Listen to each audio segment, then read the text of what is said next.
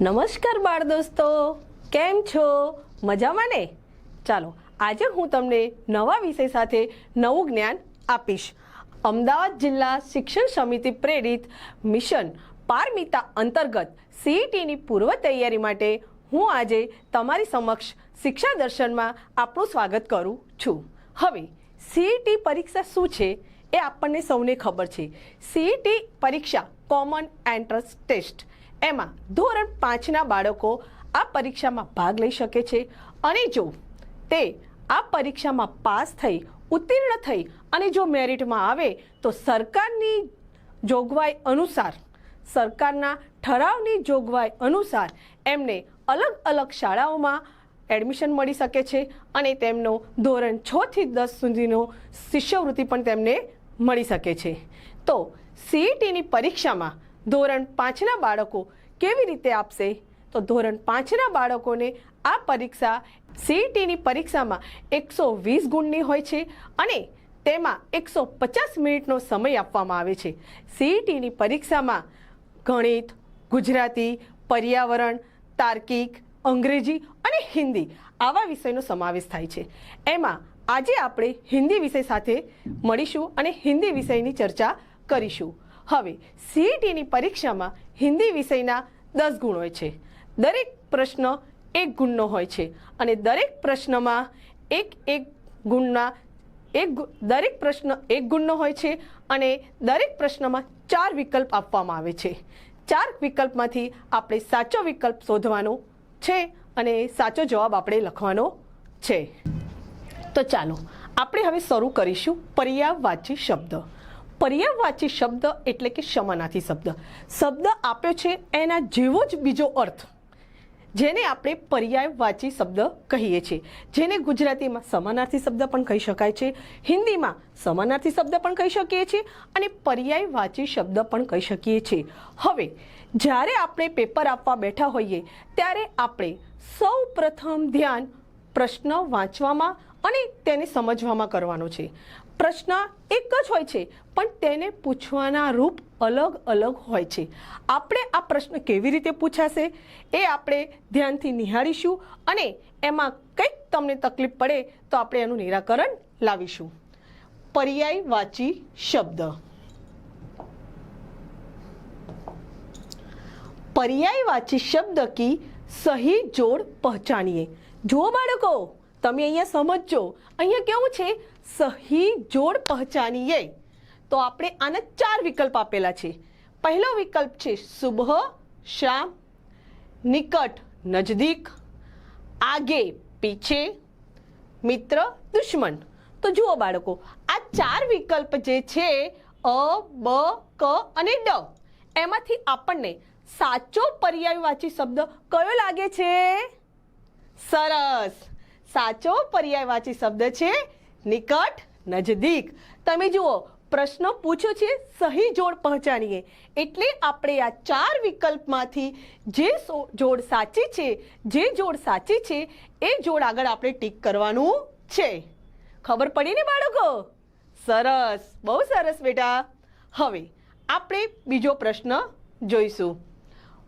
पर्यायवाची शब्द की गलत जोड़ पहचानिए. જોયું તમે? પ્રશ્નની રીત અલગ અલગ છે. પહેલામાં છે સહી જોડ પહચાનીએ. હવે બીજામાં શું છે? પર્યાયવાચક શબ્દ की गलत जोड़ पहचानिए.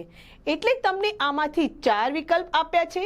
એ 4 વિકલ્પમાંથી જે જોડ ખોટી છે, ગલત જોડ છે, એ જોડ આગળ આપણે ટીક કરવાનું છે. જેમ કે નગર તો શહેર, અતિથિ મહેમાન, મૂર્ખ બેવકૂફ, છોટા બડા. બોલો બાળકો, કયો વિકલ્પ આવશે? હા, સરસ, આમાં વિકલ્પ આવશે ડ, છોટા બડા. ખબર પડી ને? સમજાવી ને? અરે વાહ, બહુ સરસ. હવે આપણે જોઈશું આગળનો પ્રશ્ન. મંજિલ કા समानार्थी शब्द दीजिए. मंजिल का समानार्थी शब्द दीजिए. આમાં ઓપ્શન 4 આપેલા છે. આ 4 ઓપ્શનમાંથી આપણે એક સાચો ઓપ્શન ગોતવાનો છે. પહેલો છે મુસાફિર, બીજો છે લક્ષ્ય, ત્રીજો છે આચરણ અને છે વ્યવહાર. બોલો બાળકો, કયો વિકલ્પ આવશે? હા, સાચું, લક્ષ્ય. બહુ જ સરસ બાળકો. હવે જુઓ, આ છે પર્યાયવાચી શબ્દ. પણ તમે જોયું, આમાં 3 પ્રશ્ન છે. ત્રણેય પ્રશ્ન અલગ અલગ રીતે પૂછાયા છે. તો આપણે આ જ સમજવાનું છે કે પ્રશ્નને પહેલાં વાંચો, સમજો અને પછી તેનો જવાબ આપો. હવે આપણે જોઈશું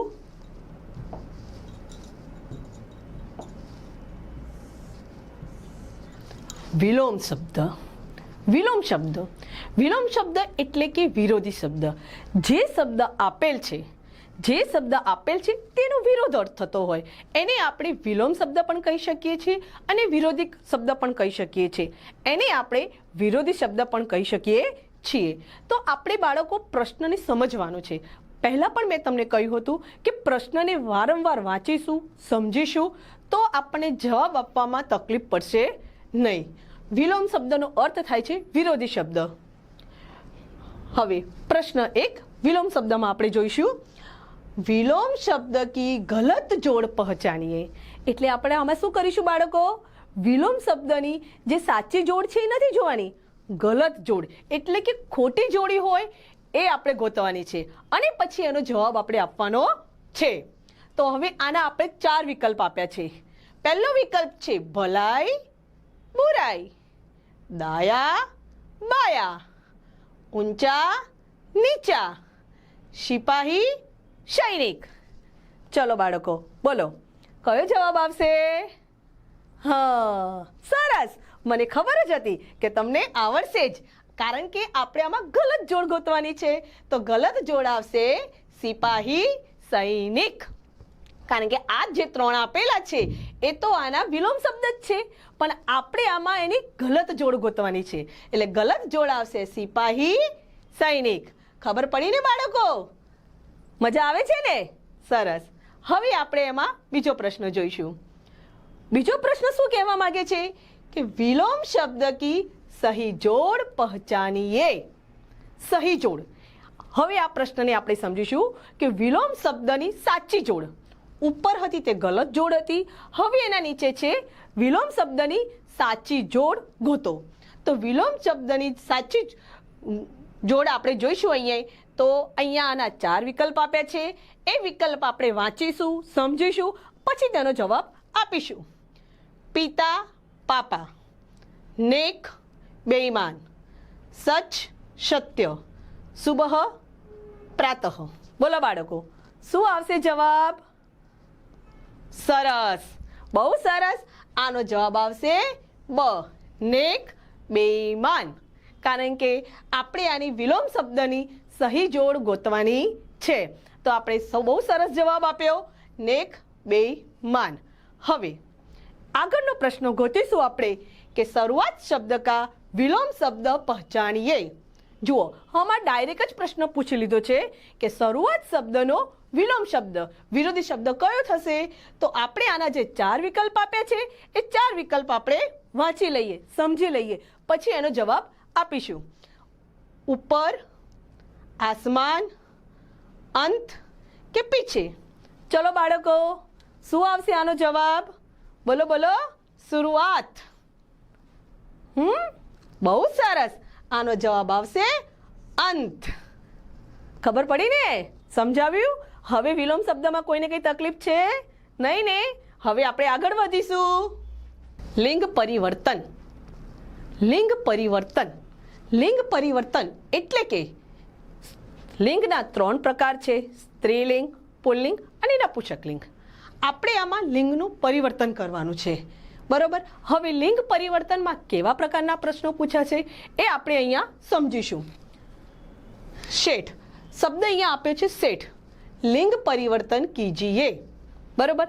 તો હવે એના ઓપ્શન પણ 4 છે: શેઠાઈન, શેઠીન, શેઠી કે શેઠાની. તો જુઓ, શેઠ છે કયું લિંગ છે? પુલ્લિંગ. હવે પુલ્લિંગની સામે શું આવશે? લિંગ પરિવર્તન કરવાનું છે. તો શેઠની સામે આવશે શેઠાની. ખ્યાલ આવે બાળકો? સમજ પડી ને? બહુ સરસ. હવે આનો જવાબ છે શેઠાણી. હવે આપણે આગળના પ્રશ્ન તરફ જઈશું. એવો જ બીજો પ્રશ્ન છે, પુરુષ લિંગ પરિવર્તન કીજીએ. તો પુરુષનું લિંગ પરિવર્તન શું થશે? પુરુષ શું છે, પુલ્લિંગ કે સ્ત્રીલિંગ? અરે વાહ, સરસ, પુલ્લિંગ. તો હવે આપણે જોઈશું, જો પુલ્લિંગ આપેલું છે તો આપણે અહીંયા હવે સ્ત્રીલિંગમાં જવાનું છે. તો પુરુષનું શું થશે? પુરુષો, સ્ત્રી, લડકી કે સ્ત્રીયા? સરસ, બહુ સરસ. અહીંયા આવશે સ્ત્રી. પુરુષનું લિંગ પરિવર્તન સ્ત્રી થશે. હવે આગળનો પ્રશ્ન છે, ગલત જોડ પહચાનીએ. જુઓ, વસ્તુ છે લિંગ પરિવર્તન જ, પણ એમાં કેવા કેવા પ્રકારના પ્રશ્નો પૂછાય એ સમજવાનું છે અને પછી આપણે એનો જવાબ આપવાનો છે. તો ગલત જોડ પહચાનીએ. હવે આપણે આમાં જોવાનું છે કે પુલ્લિંગ અને સ્ત્રીલિંગ. મોર મોરની, શેર શેરણી, બંદર બંદરિયા, હાથી હાથીન. ચલો બાળકો, શું આવશે જવાબ આમાં? સરસ, હાથી હાથીન. સરસ, મજા આવે છે ને? તો જુઓ, ગમ્મત સાથે જ્ઞાન મળે ને રમતા રમતા ભણીશું તો આપણે કોઈ પણ આવી પરીક્ષા આપવાની હશે તો આપણે સહેલાઈથી આપી શકીશું અને આપણે સારામાં સારું પ્રદર્શન કરી અને આપણે આગળ સારામાં સારી શિષ્યવૃત્તિ મેળવી શકીશું. વિશેષણ. હવે આગળનો આપણો પોઈન્ટ છે વિશેષણ. વિશેષણ એટલે કે નામના અર્થમાં વધારો કરે, એને આપણે વિશેષણ કહીએ છીએ. તો એના આપણે વિશેષણમાં કેવા પ્રકારના પ્રશ્નો પૂછાશે, વિશેષણમાં કેવા પ્રકારના પ્રશ્નો પૂછાશે એ આપણે સમજીશું. પહેલો જ પ્રશ્ન છે, મનોજને બડા ગાજર ખાયા. વિશેષણ પહચાનીએ. અહીંયા વાક્ય આપેલું છે, બરોબર? એ વાક્યને સમજવાનું છે કે આમાં વિશેષ અર્થ ધરાવતો શબ્દ કયો છે એ આપણે સમજીશું એટલે આપણને જવાબ આવડી જ જશે. વિશેષણ ઓળખવાનું છે. એમાં 4 વિકલ્પ આપેલા છે, મનોજ, गाजर, बड़ा, खाया. तो गाजर खाया, पर कैसा गाजर खाया? तो उसने बड़ा गाजर खाया. तो आनु विशेषण आवशे बड़ा. समझ पड़ी ने? तो आपणो जवाब आवशे बड़ा. बड़ा. ख्याल आवी गयो बाळको? हवे आगळ जोईशुं. काला घोड़ा दौड़ता है. घोड़ा दौड़ता है, पर कैसा घोड़ा दौड़ता है? तो काला घोड़ा दौड़ता है. अब विशेषण, तो आमा कई विशेषण आवशे मने कहीशो बाळको तमे? आपणे આગળનો પ્રશ્ન જોવે ને તો હવે તમને ખ્યાલ આવી ગયો હશે કે આમાં કયો જવાબ આવશે, કયો વિકલ્પ આવશે. તો જુઓ, ઘોડા, દોડતા, કાલા હે. અરે વાહ, સરસ. દોડતા હે ના, હા ખોટું બેટા. તો કયો આવશે? હા, સાચું, કાલા. मैं तुमने पहले ज कह્યું હતું ને, घोड़ा दौड़ता है, पर कैसा घोड़ा दौड़ता है? तो काला घोड़ा दौड़ता है. બહુ સરસ. હવે આગળનો પ્રશ્ન, सिपाही के 3 लड़के पढ़ते हैं, विशेषण पहचानिए. પ્રશ્ન આપણે વિશેષણના જ છે. હવે તો આ બે પ્રશ્નો જોયા એટલે તમને આમાં પણ સમજ પડી ગઈ હશે. અરે વાહ, આટલું જલ્દી! બહુ સરસ બેટા. હા, तो 3. आमा शू जवाब आवशे? 3. सिपाही के 3 लड़के पढ़ते हैं. सिपाही के कितने लड़के पढ़ते हैं? 3. तो आमा शू विशेषण कहेवाशे? 3. बहुत सरस. આગળનો પ્રશ્ન આવશે. આપણી આ સીઈટીની પરીક્ષામાં હિન્દીના 10 ગુણમાં એક જ પ્રશ્ન પણ અલગ અલગ રીતે પૂછી શકાય છે. એનું આપણે જ્ઞાન મેળવ્યું. હવેનો પ્રશ્ન છે, प्रश्न सूचक शब्द का उपयोग. तो प्रश्न सूचक शब्द क्या है? पहला आपने ख्याल होवो जोईए. क्या, कौन, कैसे, कितना, कहा. आ जे शब्दों छे ए प्रश्न सूचक शब्दों छे. हवे आमा केवी रीते प्रश्न पूछी शकाय ए आपणे समजीशुं. रिक्त स्थान को पूर्ति कीजिए. એટલે ખાલી જગ્યા આપેલો એ આપણે પૂરવાની છે.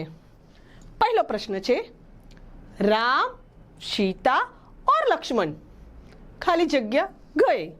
હવે આમાંથી આ 4 આપ્યા છે, આ ચારે 4 કે આમાં કયો વિકલ્પ આવશે? બરોબર. राम, सीता और लक्ष्मण गए. तो कहाँ गए, क्यों गए, कैसा गए કે ક્યાં ગए? તો આપણે સમજીશું એ પ્રમાણે कहाँ गए. राम सीता और लक्ष्मण कहाँ गए? खबर पड़ी ने बाळको? सरस, बहु सरस। हवे આગળનો પ્રશ્ન છે, नारियल के खाली जगह पेड़ है। नारियल के खाली जगह पेड़ है। तो चलो बाळको, अरे वाह, તમને તો જલ્દી જલ્દી ખબર પડી જાય છે ને, બહુ સરસ। नारियल के कितने पेड़ है? बहु सरस। हाँ, તે એકદમ સાચો જવાબ આપ્યો બેટા। બરોબર બરોબર। ચલો હવે આગળનું જોઈશું આપણે। देश का सिपाही खाली जगह है। बरोबर। तो देश का सिपाही बोलो तो તમે આ વાક્ય જ્યારે મનમાં બોલશો ને પ્રશ્નસૂચક તરીકે તો તમને મનમાં જ ખ્યાલ આવી જશે કે देश का सिपाही क्या है। देश का सिपाही कौन है? देश का सिपाही किसका है? देश का सिपाही कैसे है? तो તમને કયું લાગ્યું? સરસ, કે देश का सिपाही कौन है। बहुत सरस। हाँ बेटा,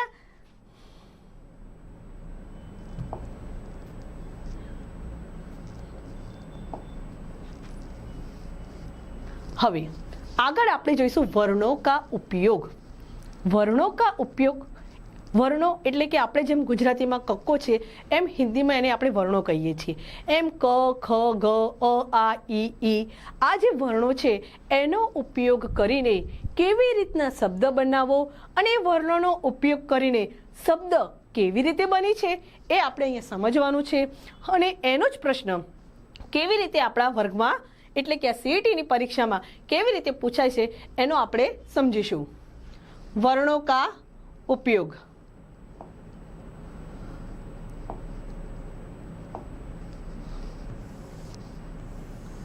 वर्णों का उपयोग। प्रश्न 1 वांचीशु। दिए गए वर्णों का उपयोग करके कौन सा शब्द नहीं बनेगा। पहला पण मैं तमने कह્યું હતું એમ प्रश्न समझवानो छे। कौन सा शब्द नहीं बनेगा। बरोबर। तो हवे छे आमा जुओ वर्णो आपेला छे क, र, न, म, द। बरोबर। હવે આપણે એવો શબ્દ ગોતવાનો છે કે જેમાં આ શબ્દો આવતા નથી। બરોબર ને? કે જોઈ લો, છે કોઈ એવો? એક પણ વર્ણ ન આવે તો ચાલે। તો જુઓ આમાં દમણ, તો દ પણ આવે છે, મ પણ આવે છે, ન પણ આવે છે। પછી કરણ, તો જુઓ ક અને ર આવે છે પણ અણ આવતો નથી। પછી આગળ જુઓ મકર, તો મ પણ આવે છે, ક પણ આવે છે ને ર પણ આવે છે। પછી મદન, તો મ, દ, ન। આપણે શું છે કે વર્ણો કા ઉપયોગ કરકે कौन सा शब्द नहीं बनेगा। तो તમે એ જોશો તો આની અંદર એક શબ્દ જે એક વર્ણ છે જે આવતો નથી, જે વર્ણ છે અણ। તો આપણે આનો સાચો જવાબ આવશે કરણ। બરોબર। હવે આગળનો પ્રશ્ન જોઈશું। दिए गए वर्णों का उपयोग करके कौन सा शब्द बनेगा। જુઓ છે વર્ણો કા ઉપયોગ પણ પ્રશ્ન પૂછવાની રીત બદલાઈ ગઈ। આ જે પ્રશ્ન પૂછવાની રીત અલગ અલગ છે એ આપણે સમજવી જરૂરી છે।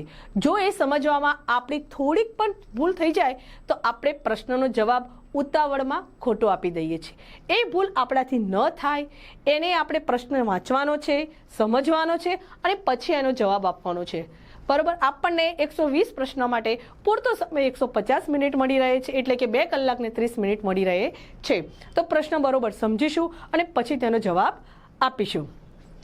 दिए गए वर्णों का उपयोग करके कौन सा शब्द बनेगा। तो जुओ अहींया आपेला छे वर्ण न, त, म, ग, ज। बराबर। हवे कया कया अक्षर आनी अंदर आवे छे तो तमे जोई लो। तपन, तो त, प, न, तो नहीं रमण, तो र, म, न, नहीं मगर, म, ग, र। बराबर। तो अहींया जुओ ज, ग, त। तो आ पण न आव्या, आ पण न आव्या, आ पण न आव्या। तो आनी अंदर कया कया अक्षर आव्या छे वर्ण। तो જ ગ ત. તો આનો સાચો જવાબ આવશે જગત. બરોબર, સમજ પડી ને બેટા? બહુ સરસ. હવે આગળનો પ્રશ્ન, बचपन शब्द में कौन कौन से वर्णों का उपयोग होगा?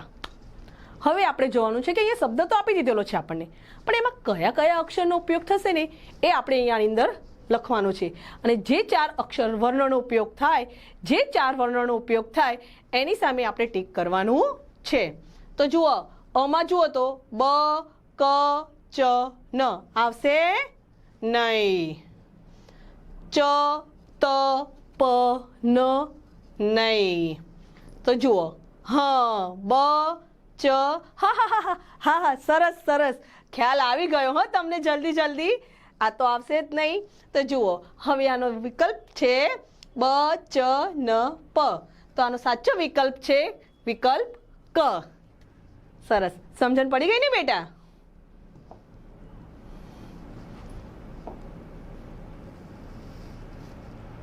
જુઓ, वर्णों को मिलाकर शब्द बनाइए.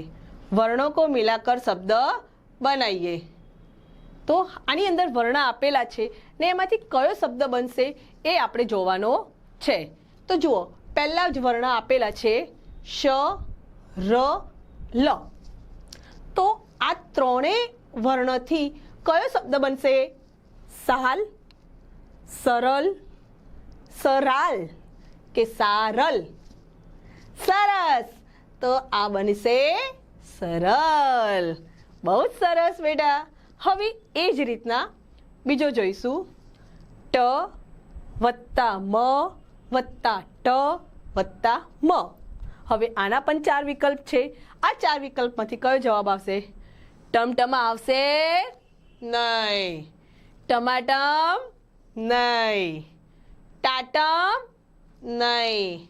તો કયો વિકલ્પ આવશે? ટમટમ. બહુ સરસ, બહુ સરસ બેટા. ચલો હવે આગળનું જોઈશું, બ વત્તા ર વત્તા ગ વત્તા દ. તો અમાં બારગદ નહીં, ઓકે. બ બરાગદ નહીં, ઓકે. બરગદા નહીં, બરગદ. અરે વાહ, અરે વાહ, સરસ સરસ સરસ, બહુ સરસ. હવે આગળનો પ્રશ્ન જોઈશું, ગલત જોડ પહચાનીએ.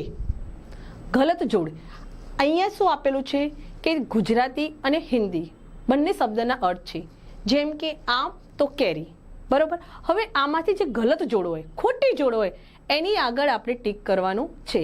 આ વસ્તુ સમજવાનું છે. પ્રશ્ન આપણે સમજીશું તો જવાબ આપણે સહેલાઈથી આપી શકીશું. ગલત જોડ પહચાનીએ.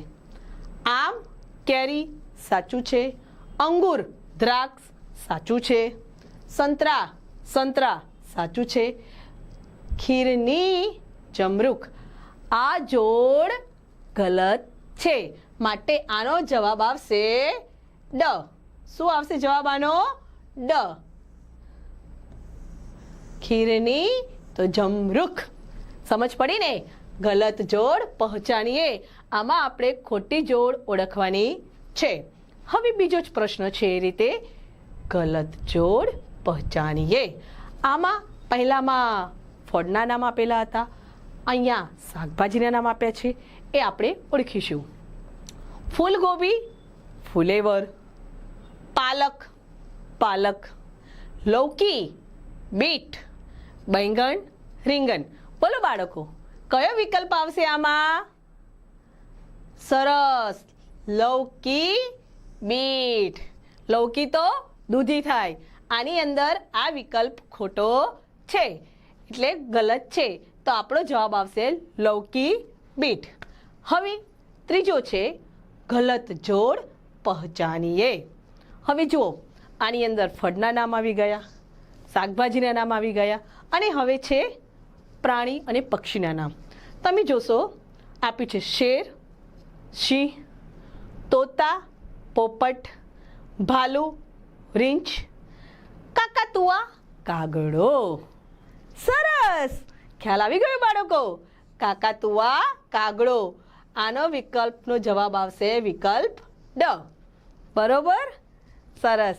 કેવું રહ્યું બાળકો? મજા આવી ને? ગમ્યું ને તમને? ચલો હવે આપણે નવા એપિસોડમાં મળીશું. બાય બાય, આવજો.